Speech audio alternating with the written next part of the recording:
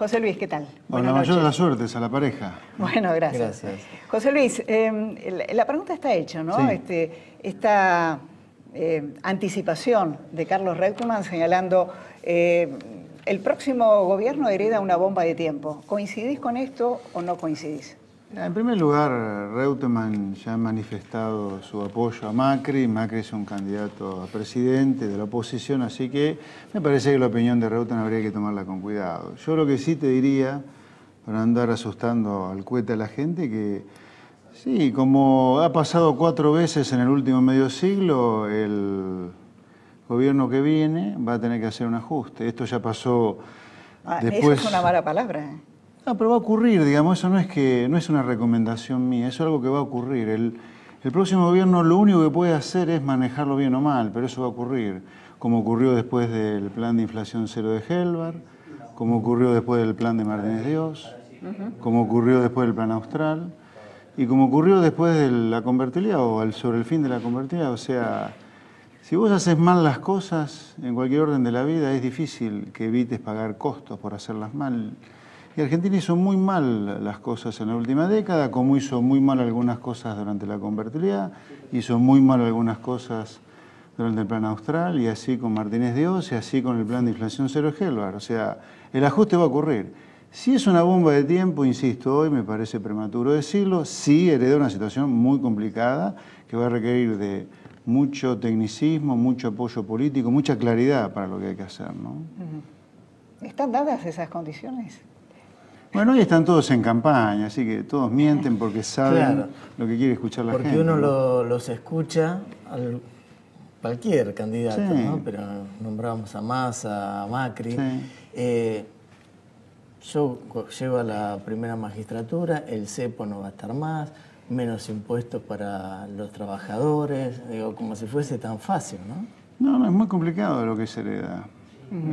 Yo lo que pasa es que lo he visto tantas veces, ya 4 veces antes, con costos tan grandes que ha pagado la sociedad por los desajustes, que ya me duele andar metiéndole miedo al divino botón. Mire, si Reutemann la apoya a Macri, le voy a decir que en lugar de actuar como comentarista, que actúe ya diciéndole lo que hay que hacer, digamos, ¿no? O que él sugiera que hay que hacer. Basta de chamullo, por ejemplo. Yo lo escucho a Massa diciendo que toda persona bien nacida no debería de ninguna manera pensar en otra vez las AFJP. Pero ¿qué problema trajeron las AFJP al fin de la convertibilidad? ¿Para qué hacer campaña con estupidez, digamos, ¿no? Porque uno lo escucha a economistas, también a colegas suyos, diciendo que la expectativa del país para el 2016, hablando de inversiones, es mejor que la de ahora porque va a haber un nuevo gobierno. Políticamente hablando, yo creo que sin duda se va a respirar otro aire. Me parece que es difícil encontrar algo más salvaje que el kirchnerismo entre los candidatos que pintan, Macri, Scioli o Massa. Pero una cosa es el aire político y otra cosa es lo que hay que hacer en materia económica. Lo que hay que hacer en materia económica para ganar algunos años de crecimiento. No es poca cosa, digamos. Vos tenés un fisco completamente desequilibrado con el 4º peor déficit fiscal en 50 años, pero con una presión impositiva salvaje que está fundiendo a cualquier trabajador autónomo en relación de dependencia o empresas. O sea, no tenés margen para hacer un ajuste fiscal subiendo impuestos. Al mismo tiempo tenés que desarmar el cepo, pero no podés desarmar el cepo sin devaluar, para que el central no pierda reservas innecesariamente. Entonces, es complicado lo que tenés que hacer, ¿no? La presidenta señaló que la Argentina se había desendeudado definitivamente. No, eso es mentira. O sea, no solo no se desendeudó nada Argentina en la última década, sino que aumentó su deuda pública en 70.000 millones de dólares como mínimo. La deuda pública sobre el fin de la convertibilidad estaba en 140.000 millones de dólares y hoy está, en el mejor de los casos, en 220.000 millones de dólares, entre 70 Ahora, ¿por y qué 80 señala millones. ella? ¿Se está refiriendo a la deuda externa y vos hablas de la deuda pública? No, tampoco bajó la deuda externa. La deuda externa está a niveles muy similares a los que había sobre el fin de la convertibilidad, por más quitas que se hayan hecho. No es cierto. Pero además, contablemente es imposible que vos bajes la deuda si tenés déficit fiscal. ¿Cómo financiar el déficit fiscal? Con pérdida de reservas, eso es aumento de la deuda pública neta de los activos que tiene el gobierno. Así que es mentira, digamos, como tanta mentira que dice el gobierno, ¿no? Ahora, ¿podés repetir la cifra de la deuda? Porque es muy impactante. La deuda pública. La deuda el total pública. de la deuda pública, ¿no? El total de la deuda pública incluye la deuda pública que el Tesoro tiene con otros organismos oficiales, incluye la deuda pública que el Tesoro tiene con acreedores extranjeros, incluye la deuda pública que el Tesoro tiene con acreedores privados argentinos. La deuda pública hoy está en 220.000 millones de dólares. ¿Y cuando ella asumió en el 2007, en su primer mandato? Su primer mandato, la deuda pública andaba, ya habíamos tenido la quita, así que andaba en alrededor de 180.000 millones de dólares aproximadamente. No, la deuda pública en dólares crece de manera tendencial, lo cual es lógico si no para de tener déficit. A ver, el aumento de la deuda pública que yo les acabo de comentar está entre 70 y 80.000 millones de dólares en los últimos 12 años. El déficit fiscal acumulado en los últimos 12 años es de 74.000 millones de dólares. Así que ven, aumenta, digamos, tenemos déficit fiscal y eso se refleja casi 1 a 1 en el aumento de la deuda pública. Incluso hasta me parece grave decir que se ha bajado la deuda pública, porque la deuda pública no solo no bajó, sino que subió. Pero con aquellos que subió la deuda pública somos nosotros, ¿eh? O sea, ya no hay buitres que le prestan al gobierno. Somos nosotros que le prestamos al gobierno como cuando demandamos pesos. O son las empresas indirectamente que le prestan al gobierno cuando los bancos van y le dicen, mira, no te presto a vos, le presto al gobierno que me paga una cierta tasa de interés que a mí me gusta y sin riesgo. O sea, cuidado que esta vez los acreedores somos nosotros. Si no decimos que es mentira que nos hayamos desendeudado, cuidado que corremos el riesgo de que nos estafen, o sea, con una inflación cada vez más alta, ¿no? O sea, hay que defender el crédito público. Y hoy la manera de defenderlo es decir, es mentira que nos hemos desendeudado. Nos deben a nosotros ahora, en lugar de verle a Singer, ¿no? Ahora, ¿qué es lo que pasa, José Luis, que cada 10 años tenemos en puertas una crisis? Que da la sensación que la década empieza bien y después caemos. ¿Qué es lo que pasa? Porque es una constante. Vos has señalado etapas históricas muy precisas. Sí, en los últimos 50 años el promedio da un gran ajuste cada 10. Obviamente no es cronológicamente exactamente así, en promedio da un ajuste cada 10. Yo te diría, el motivo es que esta es una sociedad muy enferma de populismo, de tener un líder al cual adoramos, puede ser Perón, Alfonsín, Néstor, el Che Guevara, Maradona, etc. Y a ese líder le pedimos todo, digamos, ¿no? Entonces se transforma en una sociedad con poco incentivo al esfuerzo, con poco incentivo a la meritocracia. El rechazo, eso te lleva al rechazo al comercio.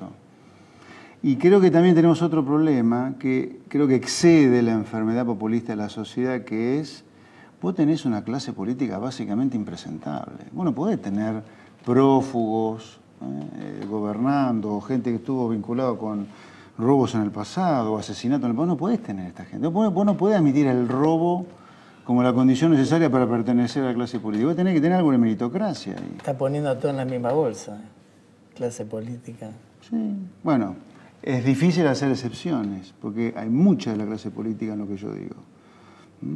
¿Y el sector empresarial? Pero aparte, no tenemos medio siglo de vivir en crisis permanente sin una clase política impresentable. Que habrá excepciones, seguro que hay excepciones, pero hablemos del grueso. El grueso que Argentina se está desangrando en el último medio siglo en particular, con una gran crisis o un gran ajuste cada 10 años, y eso lo paga la gente. Y eso no ocurre porque la excepción sea mayor que la regla, al revés, la regla es lo que predomina. O sea, acá, en esta sociedad se ha roto la relación que hay entre el que paga impuestos y lo que debe hacer el político con los impuestos que vos pagás. El único argumento para pagar impuestos, el único, no es que el Estado arme ejércitos de militantes para defender como sea al presidente de turno. Y esto no ocurrió solamente ahora, ocurrió con Alfonsín, con la coordinadora también.